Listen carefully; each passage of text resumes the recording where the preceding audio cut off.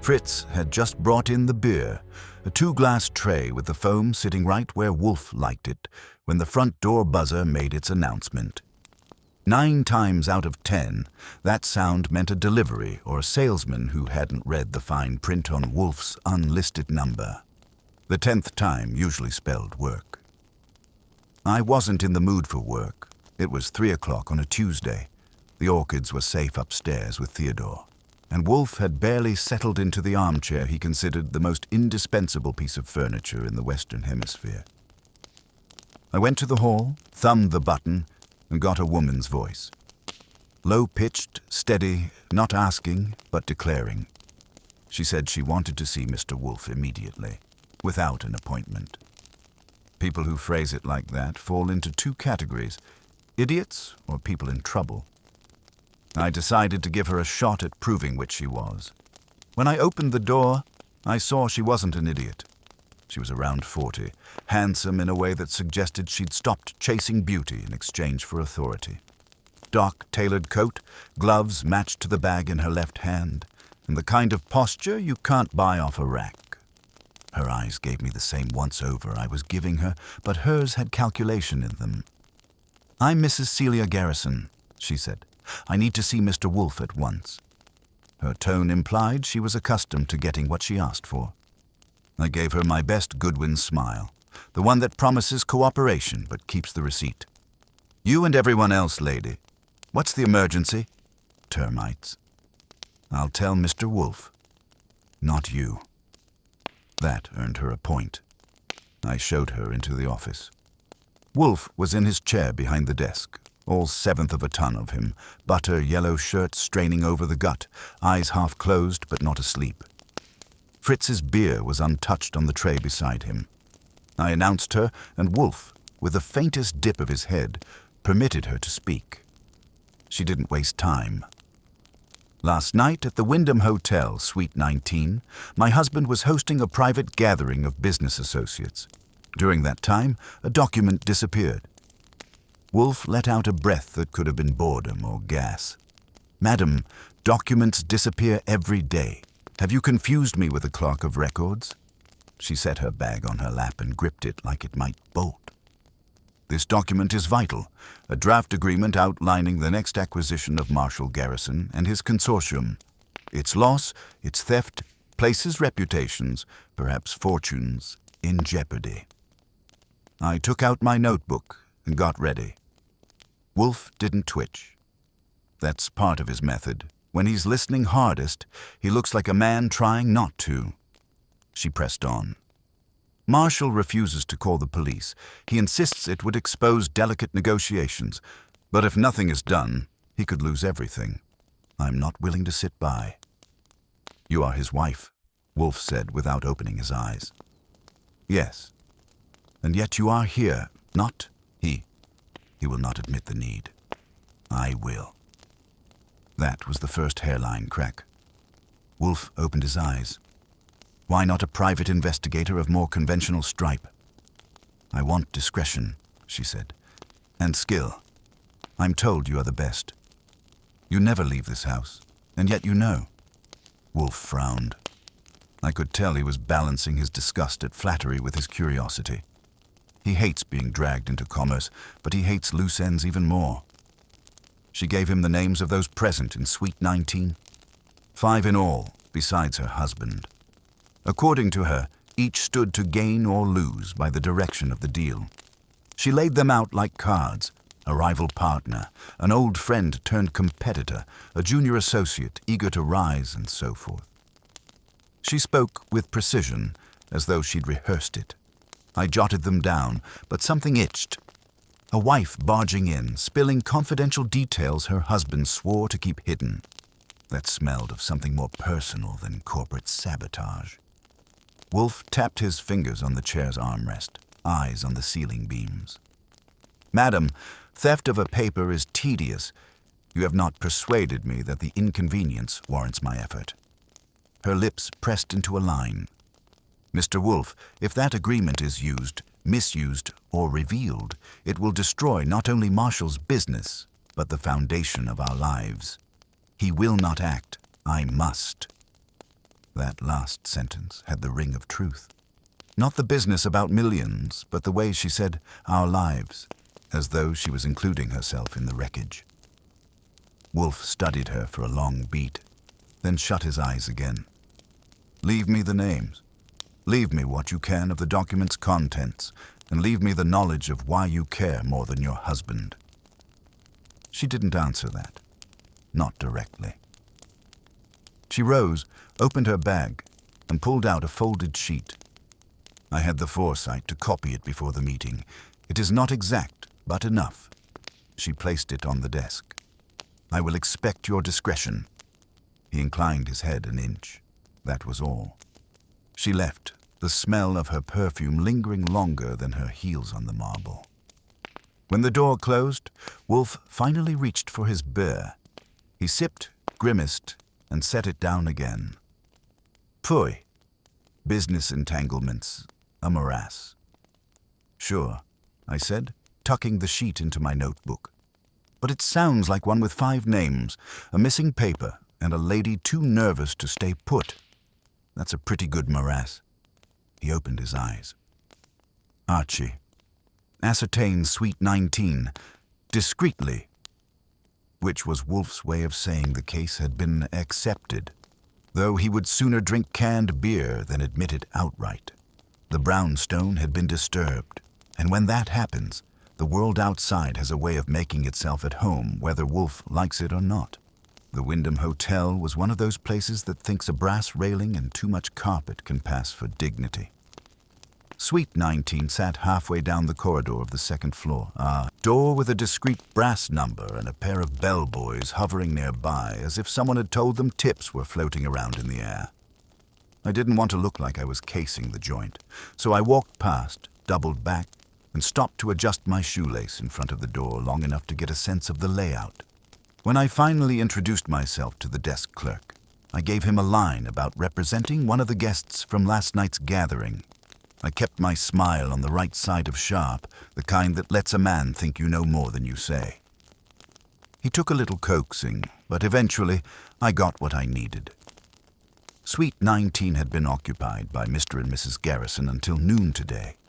The staff hadn't reported anything unusual except a private meeting, gentlemen only. The only oddity was that the housekeeper had been told not to enter this morning, which meant the Garrisons didn't want a curious maid finding anything inconvenient. I slid him a 5 and left it at that. Wolfe wanted discretion. Discretion was what he'd get. Next stop was the hotel bar. I'd already memorized the names Celia had handed us, and I figured chance might be persuaded to line one of them up in front of me. Sure enough, I spotted Henry Daly nursing a highball. Daly was the junior associate, 32, ambitious chin, hair combed like he wanted to look older. I'd pegged him for the type to hang around a hotel bar, hoping to overhear power being brokered. I parked myself one stool over and ordered a rye. You were with Garrison last night, weren't you? I said casually, not looking at him. Daly glanced my way, cautious. Who wants to know? Archie Goodwin. I'm with Nero Wolfe. That name did what it usually does. Made him stiffen as if he'd just remembered an overdue bill. He tried to cover with a smile. I've heard of Mr. Wolfe. What interest does he have in last night? Let's call it a missing property report. We're not the police, and we don't want to be. But we're very good at knowing who said what to whom. Daly took a sip, weighing whether talking would hurt him more than silence. I didn't take anything, if that's what you're implying. I'm loyal to Mr. Garrison.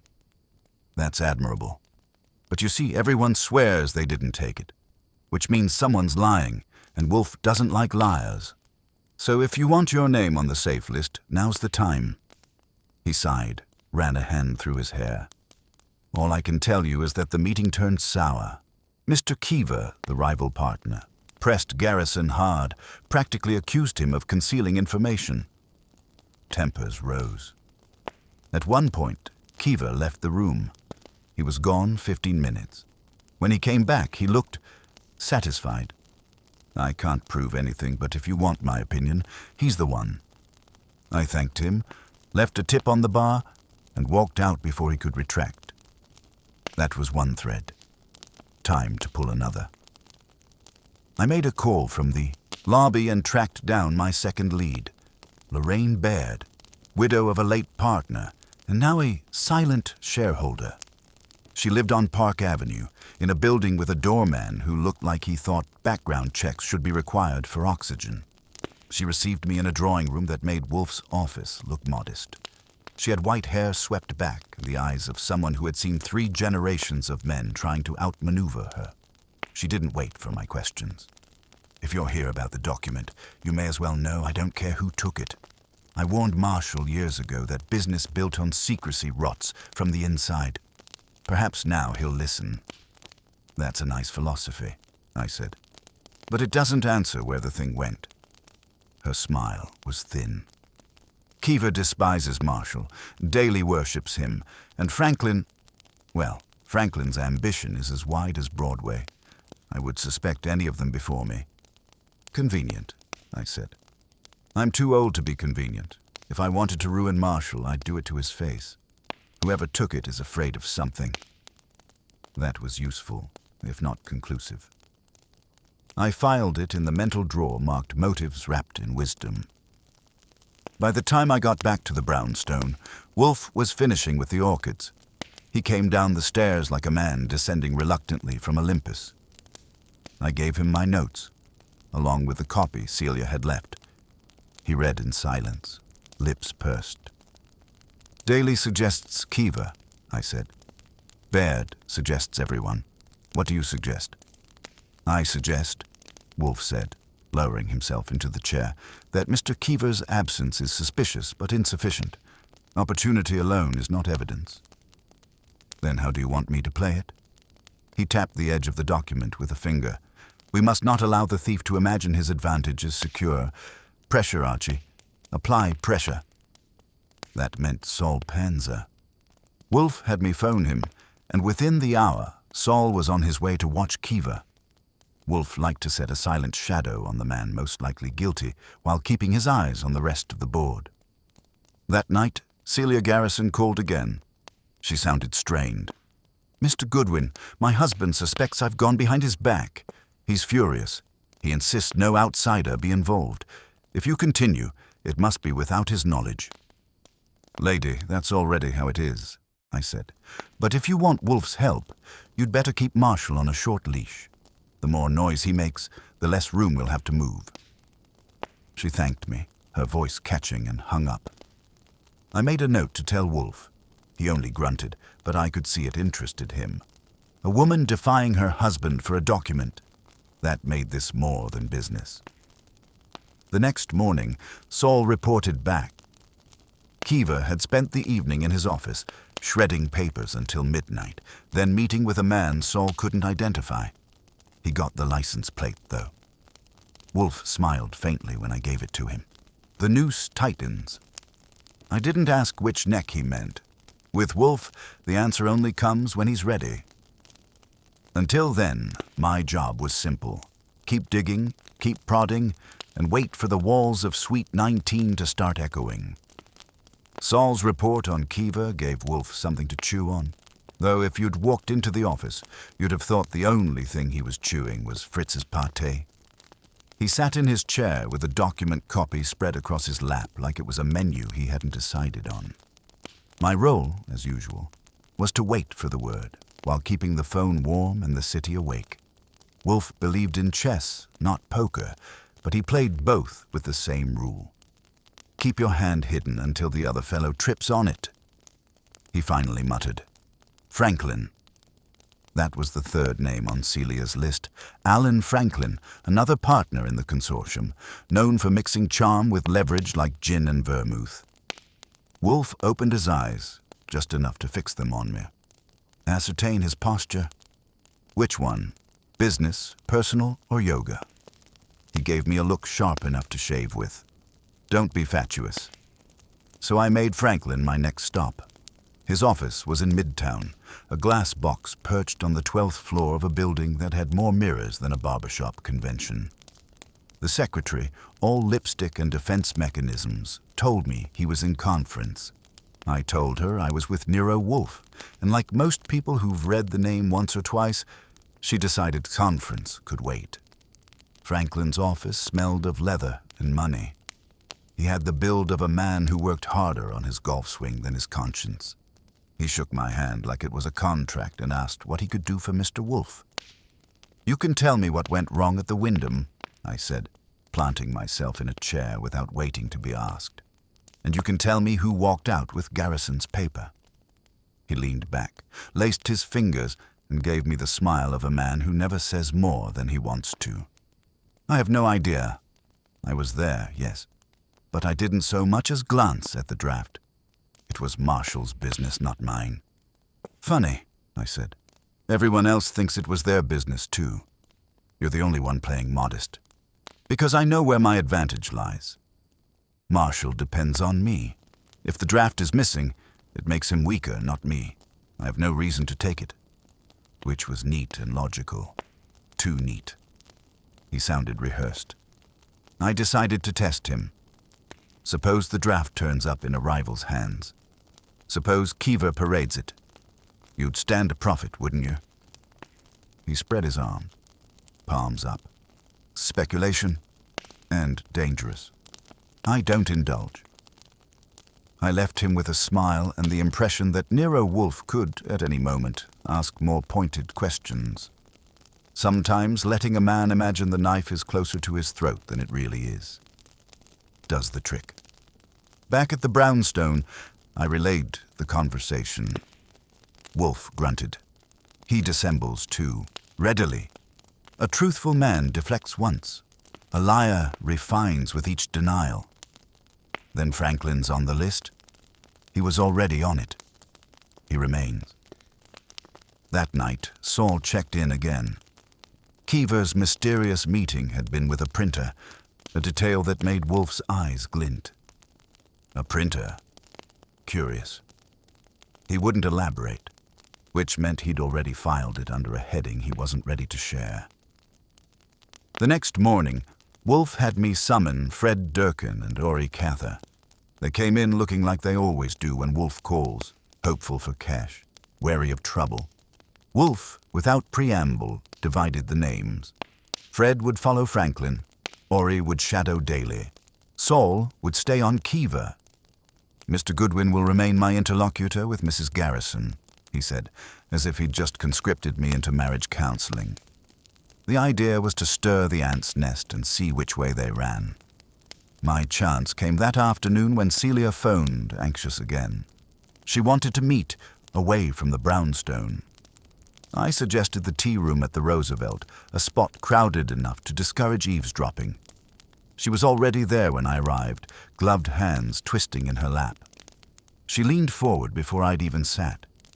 "Has Mr. Wolfe found the thief?" "Not yet, but he's narrowing the field." "Tell me something, Mrs. Garrison. Why do you think Franklin kept so quiet?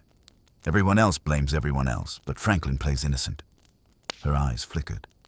"Alan is clever. He never moves until he sees the end game. Marshall relies on him too much. If Alan betrayed him, it would ruin more than the deal. It would ruin our marriage. Marshall would never forgive the humiliation." There it was. The personal stake, glowing like a red beacon. I filed it and shifted the subject. "You copied the document." "Why?" She hesitated, then said, "Because I didn't trust them. Any of them. Marshall ignores the dangers. But I see them, I thought. If I kept a copy, at least we had some safeguard." That sounded plausible, but her hands shook as she spoke. Fear, yes, but maybe guilt too. I wasn't sure which. When I got back and relayed the meeting, Wolfe sat silent for a long time. Then he spoke in that slow, precise way that meant he'd reached a stepping stone. "Archie, these people orbit Marshall Garrison like planets round a sun. Yet it is the moon, his wife, that exerts the tide. Watch her closely. She may not be the thief, but she holds the lever." The following day, Saul rang again. Keever had met the printer a second time, leaving with a sealed envelope. Fred reported Franklin was arranging quiet meetings with lenders, as if preparing to move funds. Ori had less to show. Daly was nervous, but clean. Wolfe listened, eyes half closed, lips pursed. Finally, he roused. "We shall have them here. Not yet. Soon. But first, Archie, you will prod Mr. Keever. Suggest to him, delicately, that the draft may already be in circulation. Watch how he reacts." So, I did. I caught Keever at his office and dropped the suggestion as if it had slipped from a passing conversation. The man blanched, then overcompensated with bluster. "Nonsense. If it were in circulation, I would know."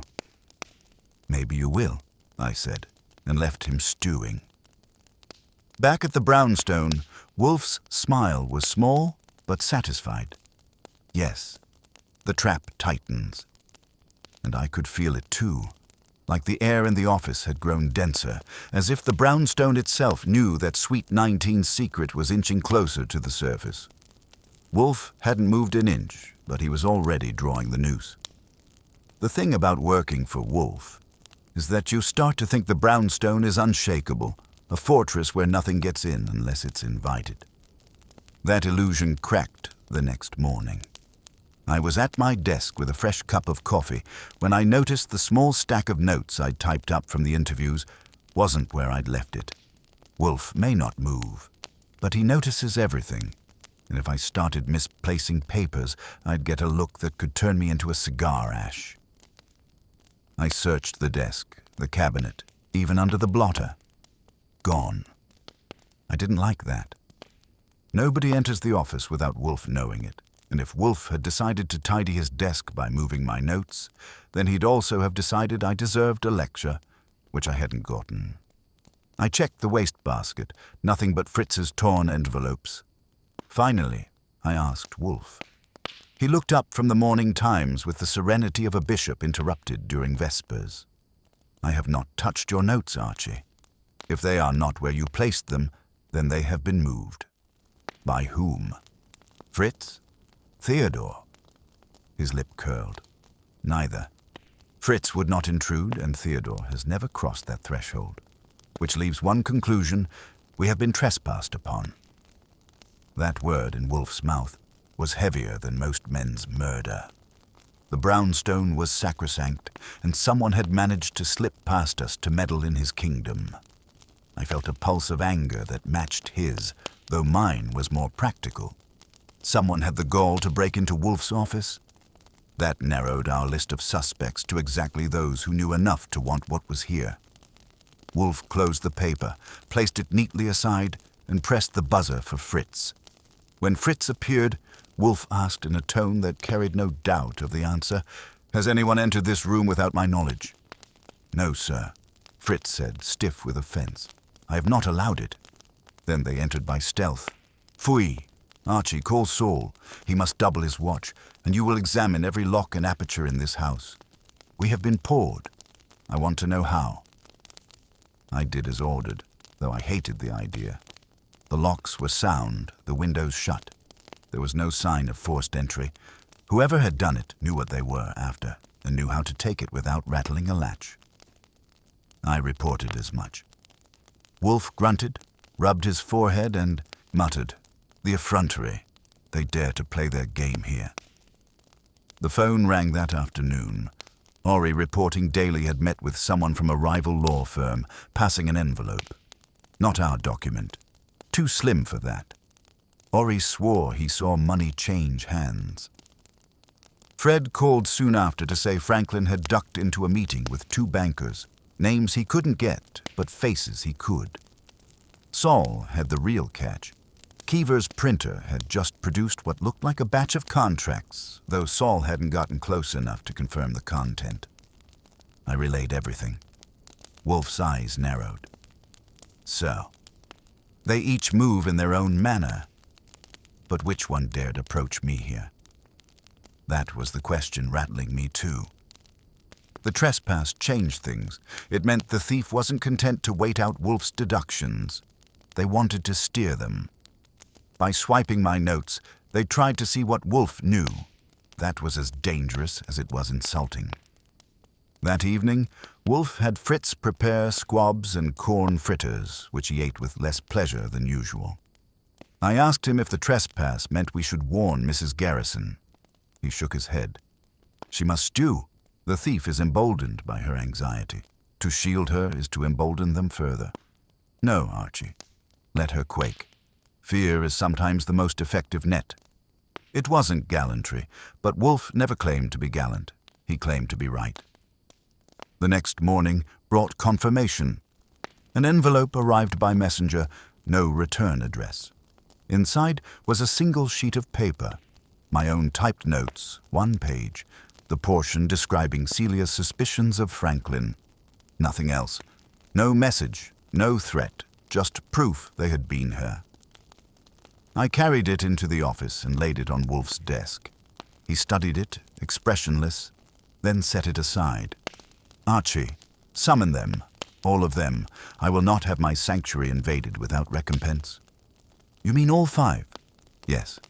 Garrison as well, though he will bristle. They will be here, and they will answer. So I spent the next 2 days arranging it. Franklin first, all smooth courtesy. Daly, nervous but eager. Kiva, truculent. Lorraine Baird, amused. Marshal Garrison, indignant. And Celia, pale but determined. They all agreed to attend, though not happily. Meanwhile, Saul shadowed Kiva to a 3rd meeting with the printer. This time he confirmed.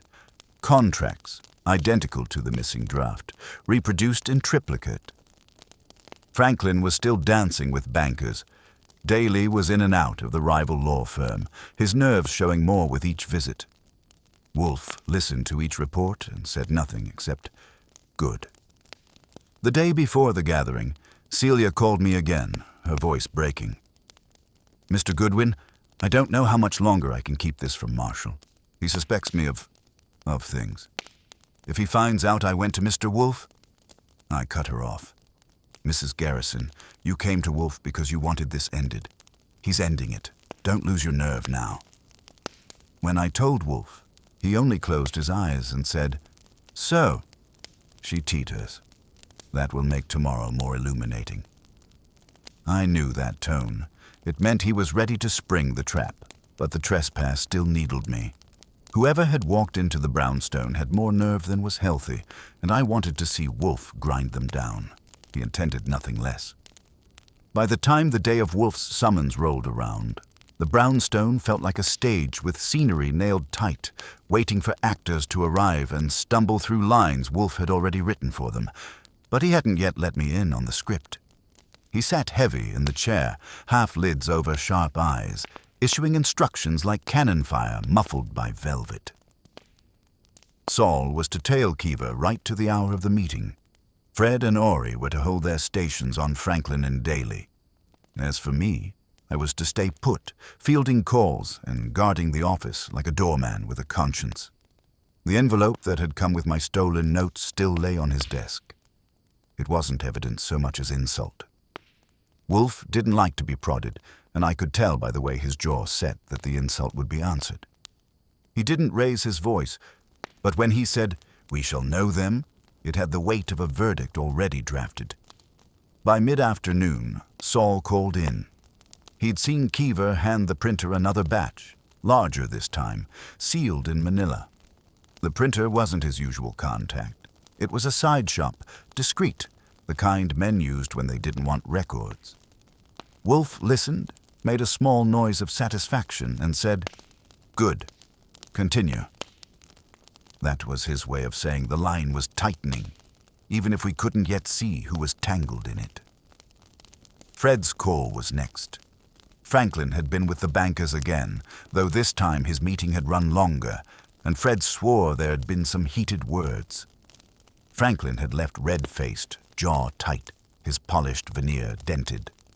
Ori, on the other hand, reported Daly had gone quiet, no more envelope trades, no meetings, just office hours and a nervous pacing routine. He'd started looking like a man who knew something was about to blow but didn't know which wall would collapse first. I relayed everything to Wolfe. He digested it with the patience of a python, one slow swallow at a time. "So," he said finally, "Kiva has the means to replicate, Franklin the motive to exploit, Daly the anxiety of youth. Baird floats above them, unimpeached, yet she too gains from ruin. And Celia trembles because her husband suspects her of perfidy. Archie, what do you infer?" "That we've got enough tension here to wire the city for power, but the bulb hasn't lit yet." He closed his eyes and let out a phooey that rattled the curtains. "It will." That night I had my own little drama. At 9 sharp the phone rang. Celia again. She sounded close to breaking. "Mr. Goodwin, they're all turning on each other. Marshall confronted Alan Franklin tonight, accused him openly of betrayal. Alan laughed it off, but Marshall is furious. He says he'll dissolve the whole arrangement if the document isn't returned tomorrow." "Then it's a good thing tomorrow's when Wolfe wants everyone in the same room," I told her. "Sit tight, Mrs. Garrison. The curtain's about to rise." When I hung up, Wolfe opened his eyes. She quaked still. "She's earned it," I said. "Someone crept into your office and stole my notes. She's got no idea how far they'll go." He grunted. "That trespass was a message, Archie, not an act of desperation. The thief believes himself clever. Tomorrow he will learn otherwise." The next morning was like waiting for a storm. Fritz moved around quieter than usual, setting the office with fresh ashtrays and polishing the brass. Wolfe retreated to the plant rooms for an extra hour, returning with his face calm, like a general who knows his troops are already in place. I checked the locks 3 times because after that earlier violation, I didn't trust chance. At 11 sharp, Saul rang. Kiva's on his way, carrying nothing. At 11:30, Fred reported Franklin had gone into a huddle with his lawyer, left with an expression like he'd bitten into lemon rind, and was heading uptown. Ori had Daly, still twitchy, on his tail. By noon, the board was nearly set. Wolfe sipped his beer and closed his eyes again, as though preparing his digestion for the parade of suspects. Then something unexpected. Another envelope slid under the front door. This time it wasn't anonymous typing. It was a page from the contract itself, the missing draft, but mangled. Paragraphs struck through in red ink, certain clauses circled. A vandalized scrap designed to show us the thief not only had the document, but was dissecting it. I brought it in and laid it down. Wolfe studied it like a gemologist examining a counterfeit. So, he flaunts. He believes possession equates to mastery. Archie, you see?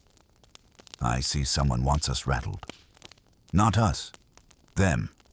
This was not left for us. It was left for Marshal Garrison. That landed. Whoever had done it wanted Garrison unnerved, desperate, and likely to make a rash move. It explained the trespass, the stolen notes, and now the mutilated scrap. They weren't just stealing. They were staging. Wolfe folded the paper neatly. We proceed. At 4 o'clock, they will assemble here. Until then, no more interruptions. I didn't argue. But I didn't like it either. The trespass had crossed a line, and now the thief was poking Wolfe's pride. That was dangerous for anyone, because Wolfe's pride wasn't just ego, it was territory. He'd defend it like an empire. The afternoon stretched tight, each hour heavier than the last. I paced, made calls, checked with Saul again. He had Kiva under his eye. Fred confirmed Franklin was en route. Ori said Daly looked like he'd swallowed a handful of bees, but was headed our way too. Celia phoned once more, whispering that she'd convinced Marshall to come, though he was in a rage. Wolfe didn't stir. He sat, eyes closed, fingertips touching, breathing as though the air itself had been subpoenaed. The only sound was the tick of the clock and the faint creak of the leather chair when he shifted. By 3:30, the brown stone felt like it was braced for siege. And when the first knock came at the door, sharp and impatient, Wolfe opened his eyes and said simply, "Archie, admit them." I straightened my tie and went to the door.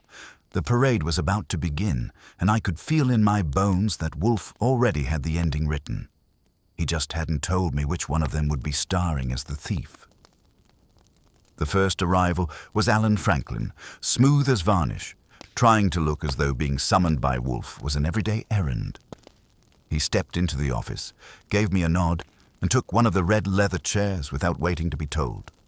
That was Franklin all over, appropriation disguised as confidence. Henry Daly came next, nervous enough to squeak. He shook my hand too hard, glanced around the room like he expected to see police hiding behind the curtains, and perched on the edge of his chair as if ready to bolt. Lorraine Baird followed with the slow grace of someone who'd lived long enough to stop caring what people thought.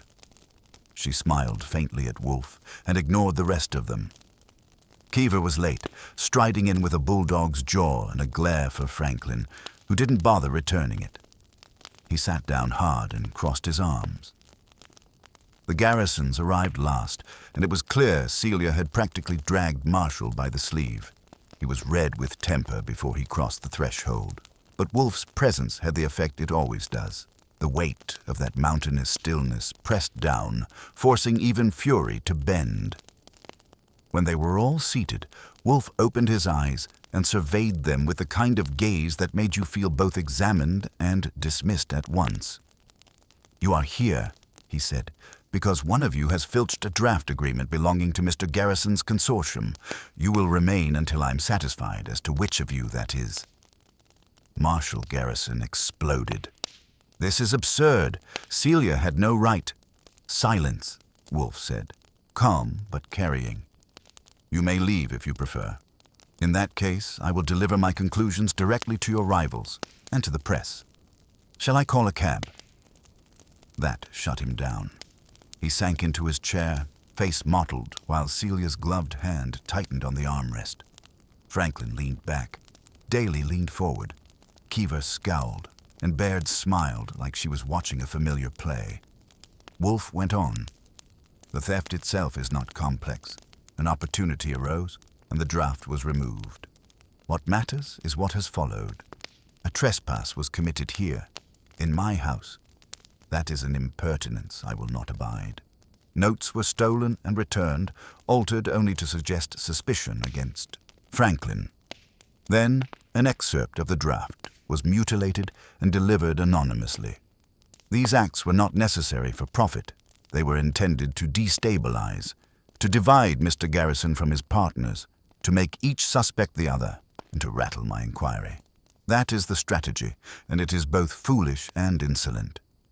He let that hang in the air, and I swear you could have bottled the silence and sold it. Then he shifted his gaze to Franklin. "You are ambitious, but your ambition is too tidy. You seek to control finances, not to indulge in melodrama. This vandalism is beneath you."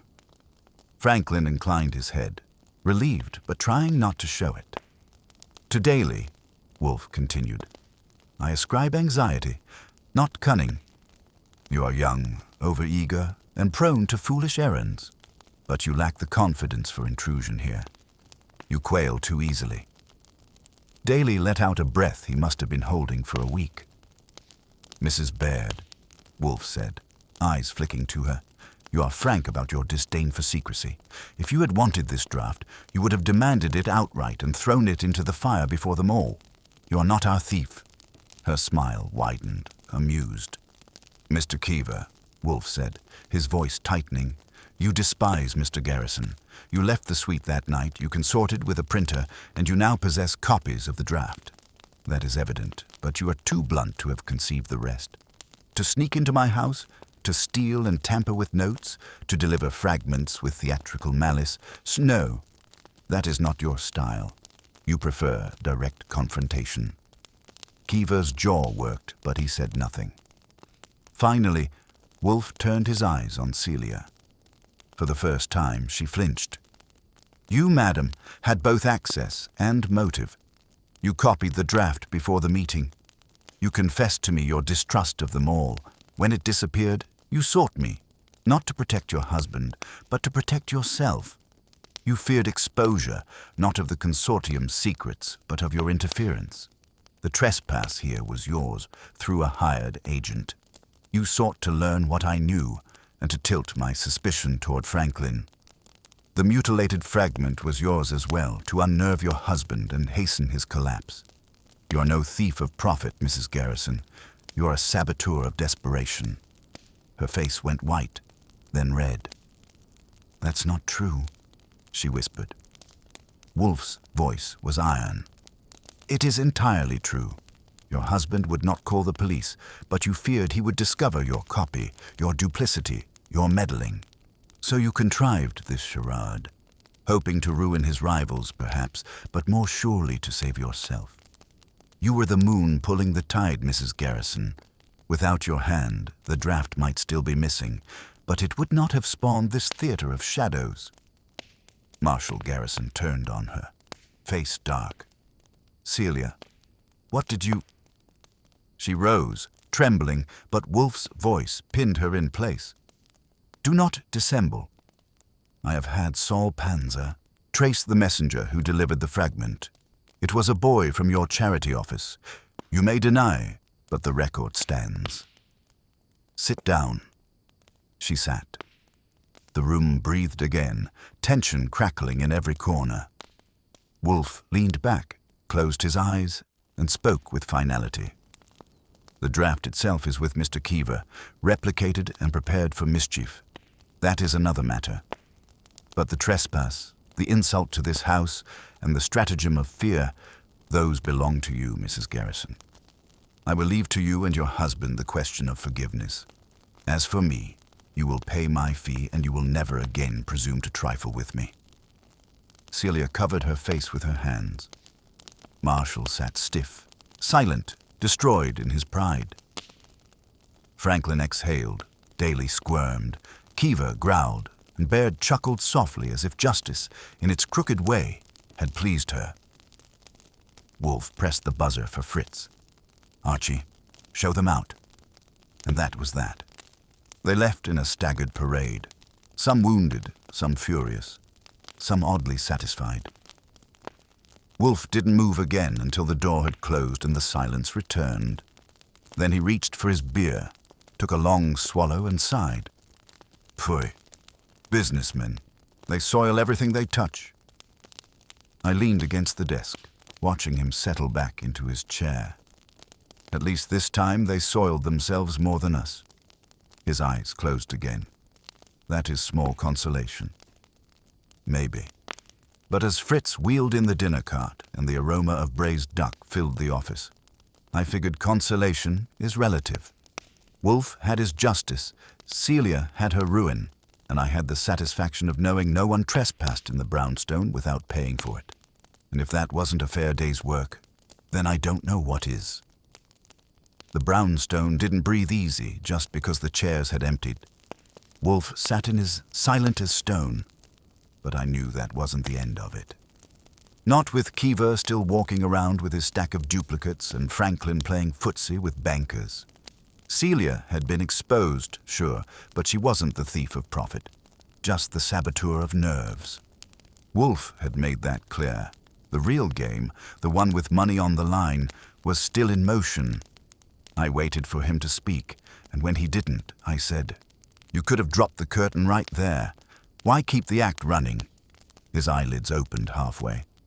"Because, Archie, the draft is still in circulation. Until it is contained, the contagion spreads. I have no patience for contagion." That was Wolfe, diagnosing corporate fraud like a case of the flu. He closed his eyes again, which meant I had my assignment even if he hadn't said it. Keep the shadows moving until Saul, Fred, and Ori handed us the key. Saul called first. Keever had met the printer yet again. This time, Saul swore. Money exchanged hands. A tidy envelope, green edges showing. That meant the copies weren't for personal use. They were already being sold. Wolfe listened, grunted, and said, "It escalates." Fred checked in an hour later. Franklin was with the bankers again, this time smiling. Whatever tantrum he'd had earlier was smoothed over. He left the meeting whistling. That tune made Wolfe scowl deeper than the food critic from the Gazette. "Franklin intends to buy what Keever sells," he said. "So, the jackal feeds from the wolf's kill." I didn't bother correcting the metaphor. When Wolfe got poetic, it was best to let him enjoy himself. By evening, Ori reported Daly had cracked. He'd gone to see Franklin privately, a short meeting that left him pale. Ori didn't hear much, but he caught one phrase: insurance. Daly wasn't just nervous. He was being squeezed. I gave Wolfe the picture as we had it. He nodded, slow as if each dip of his head carried another piece of weight.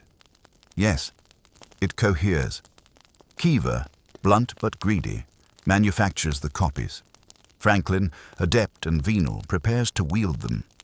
Daly, the weakling, provides cover, small errands to mask the greater move. And Celia, in her panic, thought to manipulate me, never grasping that the true current was elsewhere. Which leaves Garrison sitting blind while his partners carve him up," I said. "Exactly. Tomorrow, Archie, we shall bring the scalpel to them all." I knew what that meant. Another gathering, another round of Wolfe's voice slicing where no knife could. That night, Celia called again, desperate. She begged me to tell her what Wolfe intended. I told her nothing. Wolfe had made it plain. Fear was her net, and until it was closed, she wasn't to be comforted. When I hung up, I half expected him to thank me. Instead, he muttered, her ruin was inevitable. She only hastened it. The next day was a grind of waiting and updates. Saul shadowed Keever to a discreet meeting downtown, this time with a man tied to one of Franklin's banks. Fred kept on Franklin, who looked as if he were preparing for a coronation, not a scandal. Ori had Daly under his eye, watching him sweat bullets in his office until he finally left for an appointment he cancelled the moment he arrived. They were all circling, as though waiting for the axe to fall. Wolfe summoned me to the office mid-afternoon. He had the copy Celia had given us, spread before him, notes scribbled in his thick black hand along the margins. He pointed to a clause. "Here, Archie. This paragraph favors Franklin disproportionately. If the draft in circulation contains this, Franklin's leverage doubles. If it has been excised, as in the mutilated scrap we received, it weakens him. Therefore, the vandalism was not mere intimidation. It was strategy. Someone wants Franklin's advantage blunted. Keever? Precisely. Keever duplicates to profit, but he cannot resist the urge to meddle. He not only sold copies, he altered them. Franklin, unaware, purchases poison. I let out a low whistle. So Franklin's playing with a loaded deck and doesn't know. It. Wolfe's lips twitched. Indeed. Tomorrow we shall let him discover it here. It was after 7 when Marshal Garrison himself turned up, unannounced. He barged into the office, red-eyed and tight-jawed, refusing to sit until Wolfe barked at him. "You have made me the laughingstock of my partners," he roared. My wife, scheming, copying documents, running to you like some confessor." "Pfui," Wolfe said. "Your wife's antics are a symptom, not the disease. Sit down." Against all odds, Marshall obeyed. Wolfe laid it out in clipped sentences. Keever was reproducing the draft. Franklin was preparing to wield it. Daly was their mule, and Celia was guilty only of flailing in fear. Marshall tried to bluster, then broke, slumping into his chair. "What can I do?" he asked hoarsely. "Nothing," Wolfe said. "You will be silent and attend tomorrow. That will suffice." When Marshall left, Wolfe sighed, leaned back and closed his eyes. "Archie, inform them, all of them. 4 o'clock." So I spent the next morning on the phone, summoning Franklin, Daly, Keever, Baird, the Garrisons, all to the brownstone again. None refused, though I could hear the resistance in their voices. By noon, Saul reported Keever had made one final delivery, a thick packet this time, to Franklin's office. Fred confirmed Franklin had taken it. triumphant. Ori said Daly had been summoned by Franklin shortly after. The machine was grinding to its climax, and Wolfe had them all timed to walk into his office just as the gears locked. I admit I felt the buzz of it myself. The brownstone was no longer the fortress it pretended to be. It was a courtroom, and Wolfe was about to render his verdict with the weight of a hanging judge. At 3, Fritz polished the brass again. At 3:30, Wolfe sat back in his chair with the stillness of a man who knows exactly how the next hour will end. At 4, when the buzzer sounded and the first of them arrived, he opened his eyes and said only, "Archie, admit them." And I did, knowing the real storm was about to break. By 4:15, the office was filled again, the chairs occupied in a lopsided circle that looked more like a jury box than a business meeting. Franklin lounged with one ankle on a knee, too smug to hide. Daly hunched forward, his fingers knotted, eyes darting like a rabbit in a kennel. Kiva sat ramrod stiff, his jaw set as though daring Wolfe to accuse him outright. Lorraine Baird was unruffled, serene as though she'd been invited to an opera. Celia was pale, lips pressed, while Marshall sat beside her with the rigid silence of a man who'd been publicly humiliated and hadn't yet decided where to direct his vengeance. Wolfe surveyed them without rising. His bulk settled into the chair as if the weight of his presence alone held the air in place. He folded his hands on the desk. "We reconvene because our business is unfinished. The theft itself I have already addressed. Now, we must untangle its consequences.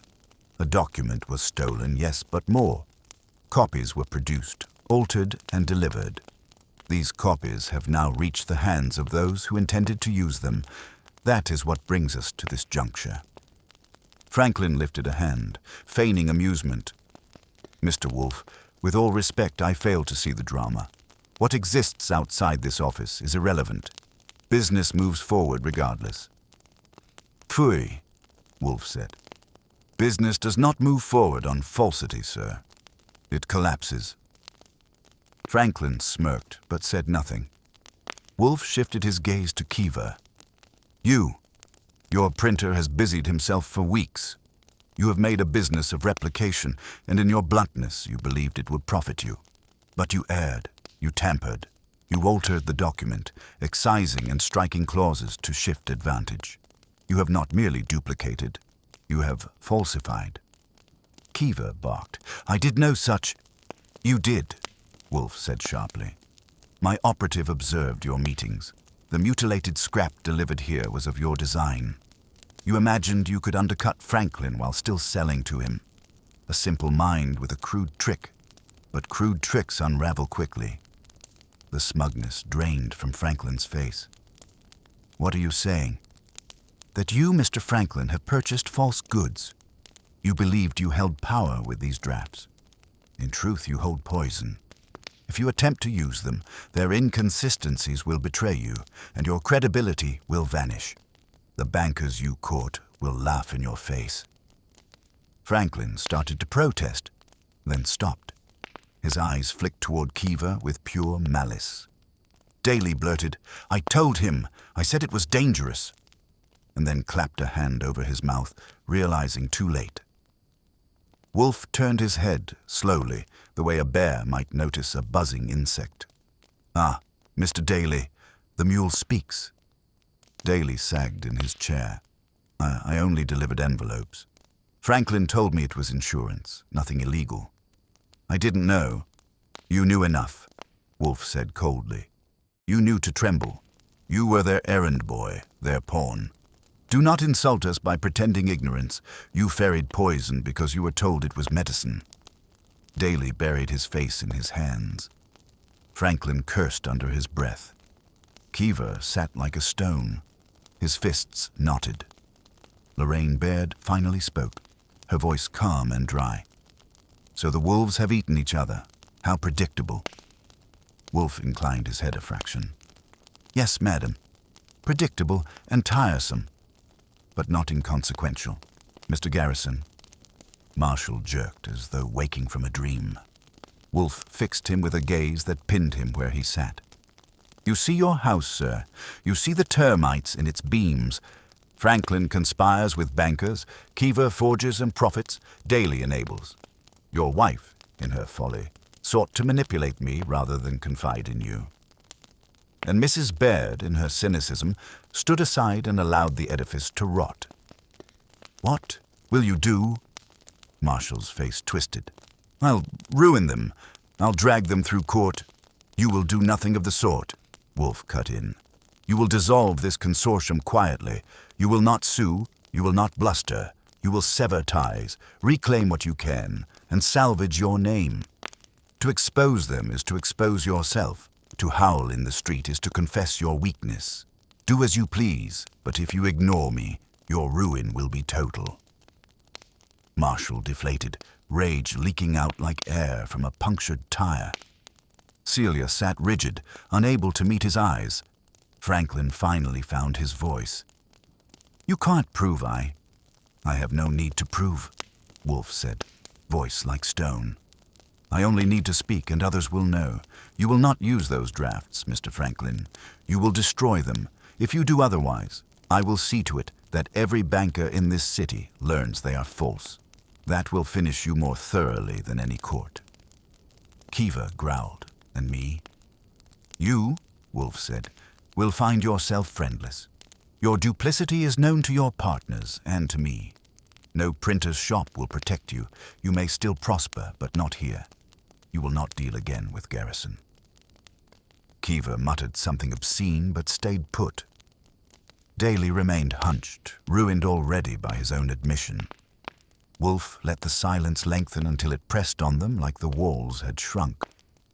Then he spoke once more. "I am not arbiter of commerce. I care nothing for your fortunes. But one of you trespassed here. That was intolerable. That, Mrs. Garrison, was you. You hired the boy to spy, to deliver. You sought to shield yourself and control me. That insult is not forgiven. My fee is doubled." Celia flinched as though struck. Marshall's mouth opened, then closed again, too drained to argue. "Archie," Wolfe said, "you will show them out." They rose in disorder. Franklin stiff, Keever seething, Daly broken, Celia trembling, Marshall hollow, Baird amused. They filed out past me, and when the door closed on the last of them, the brownstone exhaled. Wolfe leaned back, eyes closed. "So, a nest of vermin, dispersed, pfui?" I asked. "Satisfied?" His eyes opened a slit. "Satisfaction, Archie, is a vulgar aim. I am correct. That is enough." He reached for his beer, took a slow sip, and let the silence settle again. Dinner would come soon, Fritz with something savory, Wolfe with his orchids upstairs. The world outside could rot, but inside the brownstone order had been restored. And me? I figured it wasn't a bad day's work, escorting a pack of schemers out into the cold. If Wolfe called that correctness, I called it justice, served hot with a side of beer. When the last echo of departing heels faded and the front door clicked shut, the office seemed bigger than it had half an hour earlier. Wolfe sat motionless, but I could see the tautness in his jaw. He hadn't finished, not by a long shot. Exposing Celia's trespass and Keever's crude tampering was only half the job.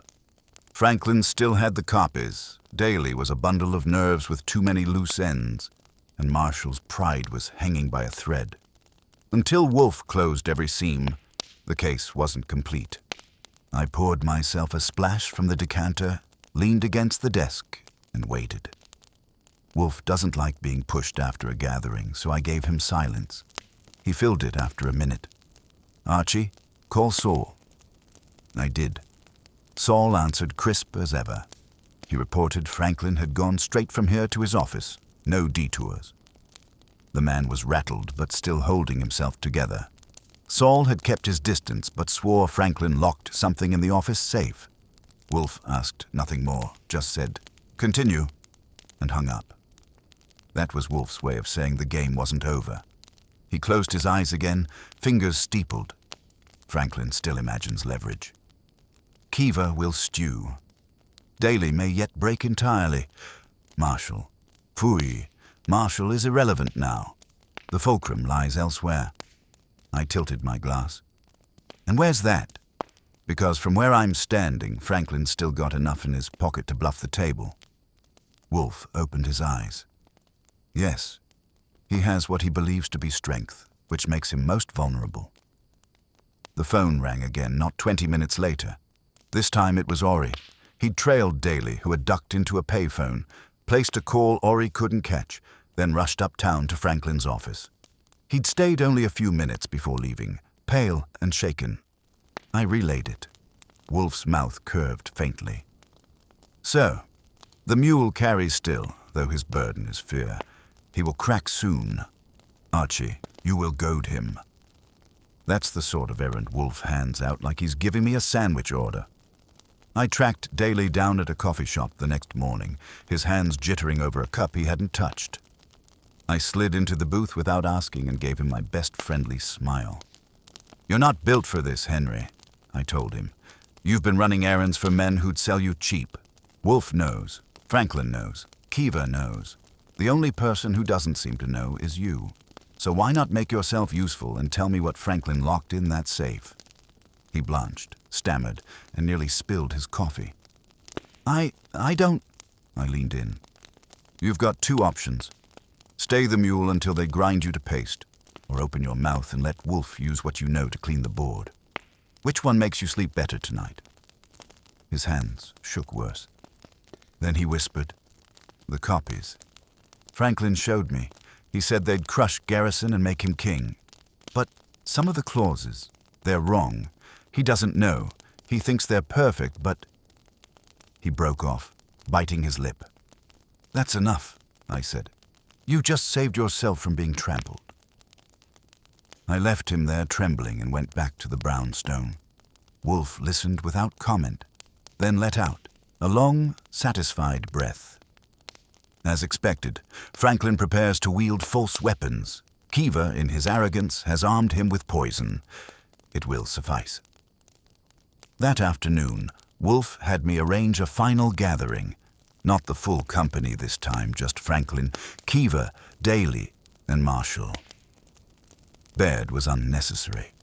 Celia had already been exposed. Wolfe wanted only the men who thought they still had cards to play. The meeting was set for the next evening. Until then, Saul kept Franklin pinned, Fred kept an eye on Kiva, and Ori shadowed Daly. The reports came in clean. Franklin, brimming with confidence, Kiva, restless, Daly, jittery. The stage was set. When they arrived, Wolfe was already in position, planted behind his desk like a mountain with a view. The three of them filed in, Marshall last, his face drawn and bitter. I closed the door and stood by the globe, watching Wolfe begin his slow execution. Mr. Franklin, Wolfe said, you have purchased falsehood. Mr. Kiva, you have sold it. Mr. Daly, you have borne it. And Mr. Garrison, you have suffered it. This is the ledger. Franklin laughed, short and sharp. Falsehood? Hardly. I have the drafts. They are word for word the agreement Marshall sought to conceal. They give me control. Wolfe shook his head, heavy and deliberate. No, sir, they betray you. The clauses you hold are corrupted. Should you present them, they will collapse under scrutiny. The bankers you flatter will see only fraud. You have paid for your own ruin. Kiva sneered. Prove it. I need not, Wolfe said. I have the mutilated scrap. Your handiwork, Kiva. Already showing excisions. I have Mr. Daly's admission that the copies are flawed, and I have Mr. Franklin's boast that he holds perfection. That contradiction will undo you both. If either of you attempt to wield those drafts, the other will expose him. Sir, you are trapped by your own duplicity. Franklin's face drained. He turned on Kiva, fury blazing. You damned! Enough, Wolfe thundered, and even Kiva froze. This is finished. Franklin, destroy your copies. Kiva, your schemes have failed. Daly, learn wisdom if you can. And Mr. Garrison, dismiss them all. Salvage what scraps you may, and count yourself fortunate. You have skirted destruction." Marshall's jaw worked. For once he had no retort. He only nodded, hollow and beaten. Wolfe leaned back, eyes closing. "Archie, see them out." I ushered them one by one, Franklin cursing under his breath, Kiva silent but seething, Daly trembling, Marshall ghost pale. When the door shut behind the last, the brownstone breathed again, order restored.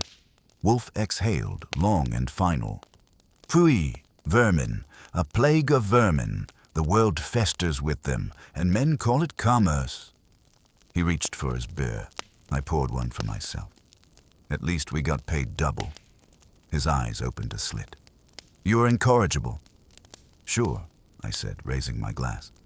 "But I'm also employed." And with that, the brownstone was ours again, quiet, untouched, sacred as Wolfe demanded. Wolfe didn't stir much after the last parade had filed out. He sat with his eyes shut, hands steepled, the lines in his face deeper than usual. I'd seen the look before. It meant the work was finished on the surface, but somewhere in that quarter-ton frame, the gears were still turning. For him, settling a case wasn't only about naming the guilty, it was about arranging the moral furniture until the room suited him again. I left him to it and phoned Saul, Fred, and Ori, releasing them from duty. Saul only said, "So it's wrapped," in his usual clipped style, and I told him yes. Fred sounded relieved, Ori disappointed, as if he'd hoped for more fireworks. I knew better. Wolfe didn't trade in fireworks. He liked his victories like his sauces, layered, complex, and not to be rushed. By the time I hung up, Fritz was hovering in the doorway, waiting for Wolfe's cue about dinner. Wolfe opened his eyes and gave him a nod, so Fritz retreated toward the kitchen, leaving us in the hush again. "You noticed," Wolfe said, voice low, "how Franklin and Kiva glared at each other more fiercely than at me?" "Sure," I said. "They're like two kids who swapped apples, only to find out both had worms." "Exactly. They will destroy each other in time. That is sufficient." He let out a slow breath. "Celia Garrison, though, her trespass is unforgivable. She crossed a threshold. The brownstone must remain inviolate. If I allow such insult unpunished, I invite repetition." "You doubled the fee," I reminded him. "That's punishment." "It is compensation. The insult remains." That was Wolfe for you. Money patched holes in the floor, not in his pride. He closed his eyes again, and I thought he might drift off until the door buzzer sounded. I swore under my breath, but Wolfe only murmured, "Admit." It was Lorraine Baird, wrapped in a sable coat despite the mild night. She sailed into the office like she had every right, gave Wolfe a long look, then turned to me. "Mr. Goodwin, forgive the intrusion, but I thought it fitting to say thank you in my own way." Wolfe raised an eyebrow. "You thank me for dismantling your consortium?" She smiled, unbothered. "For dismantling a farce. I have lived long enough to know when men play with matches in a powder room. You prevented the explosion from reaching me. That is thanks enough." I thought she was laying it on thick, but Wolfe inclined his head gravely, as if the gesture carried weight. She gave me a smile on the way out, sharp as a pin, and disappeared into the night. When the door shut, Wolfe muttered, "That woman is steel. A pity she is wasted on such company." I didn't argue. Lorraine had been the only one in the bunch who hadn't tried to outfox him, which meant she was smarter than the rest put together. The next morning, the papers buzzed with whispers about shifts in the Garrison Consortium. Nothing explicit, just speculation. Bankers cooling, deals paused, confidence shaken. Wolfe didn't read past the headlines. He already knew the story. Marshall called twice, his voice bitter, but Wolfe refused both times, waving at me to take the messages. "Tell him nothing," he said. "He must stew in his own broth." Celia didn't call at all. Whether Marshall had silenced her or she'd retreated into shame, I couldn't say. Wolfe didn't ask. For him, she was already consigned to the past, filed under trespass not to be repeated. The real coda came 3 nights later. Saul dropped by with a slim envelope. Inside was a single sheet, clipped from one of Franklin's copies. Saul had lifted it from Franklin's office safe before the man destroyed the rest. It bore the telltale strikeouts Kiva had inserted. Sloppy but damaging. Wolfe examined it with something close to satisfaction. Proof of folly. Not that I needed it, but tangible confirmation has its charm. I asked him what he wanted done with it. Burn it, he said. Its purpose is served. So I dropped it into the fireplace, watched the flames curl around the edges, and thought how many hours, threats, and betrayals had revolved around that scrap of paper. It turned to ash in less than a minute. Wolfe watched it burn, then leaned back and closed his eyes. Archie, men build empires on parchment and ink, but empires rot like fruit. What endures is character, or its absence. Garrison had no strength, Franklin no honesty, Kiva no restraint, Daly no courage. Only Mrs. Baird displayed sense. The rest? He spread his fingers as if brushing crumbs from a table. Pfui, vermin. Which makes you the exterminator, I said. He cracked one eyelid, gave me the look of a man who recognizes insolence but doesn't mind it, and let it pass. Fritz entered with dinner then, wheeling a cart heavy with aromas that erased the stench of commerce. Wolfe sat forward, lifted his fork, and prepared to eat as though the world had never invaded his house. Order restored, appetite honored, pride intact. And me? I poured a glass of wine, leaned back, and figured justice had been served, braised, seasoned, and put to bed. For Wolfe, that was the end of it. For me, it was another notch on the job, proof that no matter how tangled the web gets, the spider in the big chair always ends up with the fly. The days that followed had the peculiar quiet that only comes after a storm in the brownstone. It wasn't just the absence of phone calls, though those dropped off like someone had pulled the plug. It was the stillness in Wolfe himself, the way he settled into his chair as though the air had been purged. He read more, grumbled less, and left Fritz unscolded even when the saucing on the veal ran toward excess. He'd done what he came to do. Dismantled a nest of vermin without once lifting himself from that chair. But I knew him too well to think it was over in his head. Wolfe never stops with the mechanics of guilt. He gnaws at the marrow of motive until he's satisfied. I was halfway through typing up the case notes when he spoke, his eyes still shut. Archie, you understand why Mrs. Garrison failed? I kept typing. Plenty of reasons come to mind. You want me to pick one? She sought control by subterfuge. She imagined manipulation could preserve what honesty could not. Her husband would not confide in her, so she usurped. She trespassed not only here, but against her marriage. The result was ruin. Not much of a marriage to trespass against, if you ask me. That is precisely the point. Weak structures collapse under pressure. It is inevitable. She mistook cunning for strength.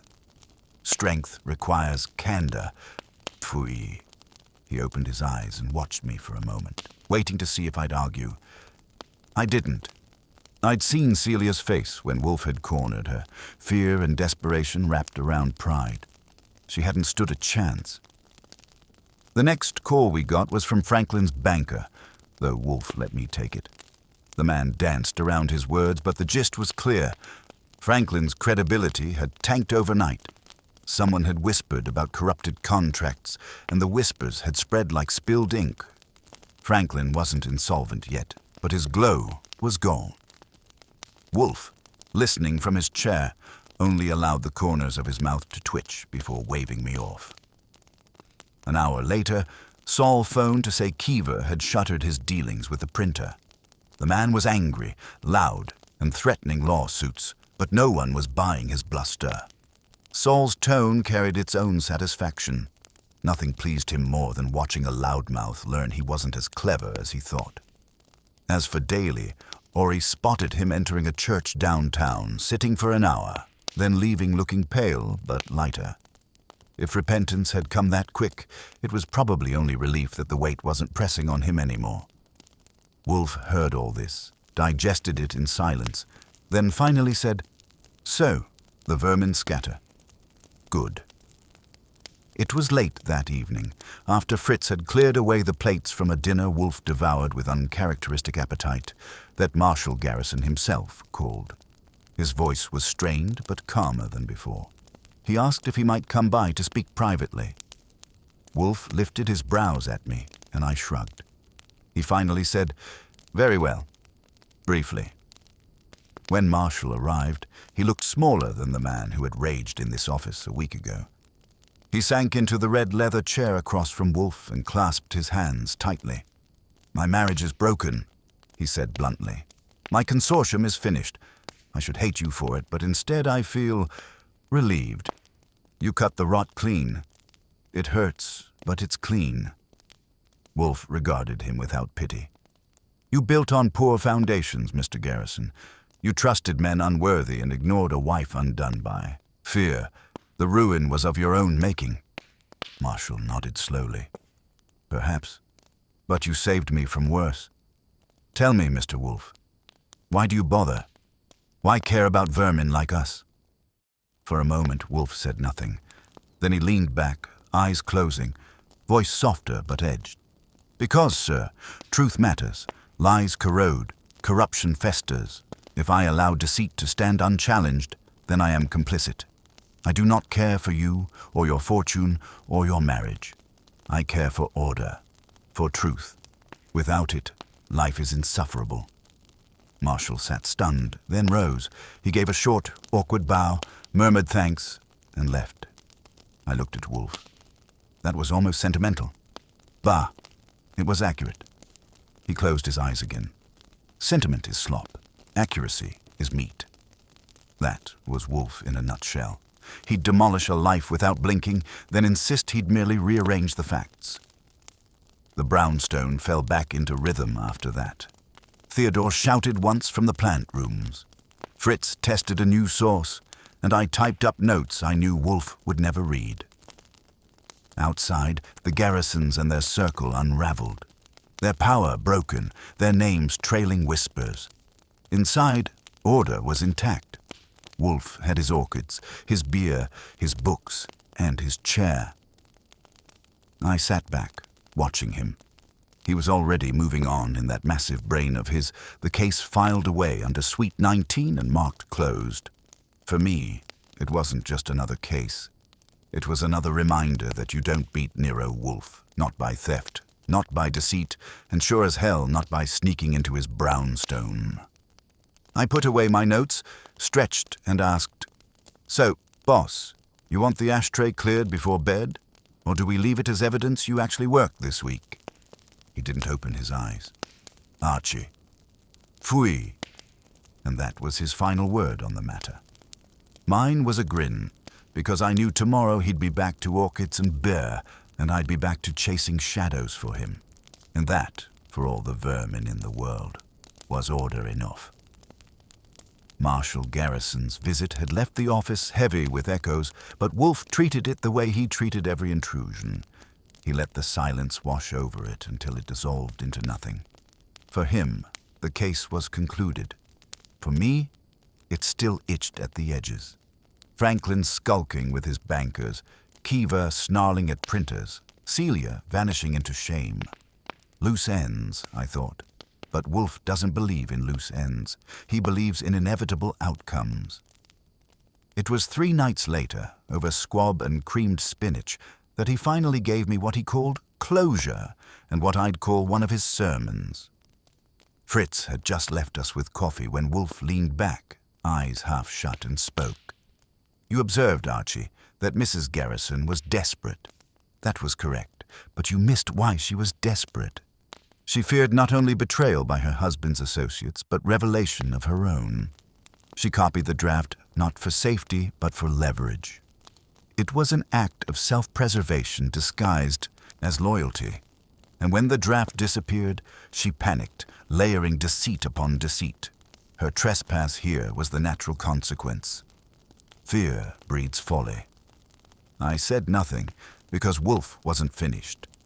Kiever, blunt and greedy, imagined himself clever. He replicated, he altered, he spread poison. But a crude mind always exposes itself. He sold his own undoing. Franklin, polished but hollow, believed possession equaled power. He never questioned the authenticity of what he held, never considered he might be duped. Vanity blinded him. Daly was merely the mule, weak and pliant, useful to men with stronger appetites. Baird at least possessed clarity. She stood apart, cynical but honest in her cynicism. Only she escaped untouched. He sipped his coffee, grimaced at its heat, and went on. And Marshal Garrison, what of him? A man blind to his own weakness, unwilling to confront reality until collapse forced it upon him. He is the perfect example of why men such as these deserve no sympathy.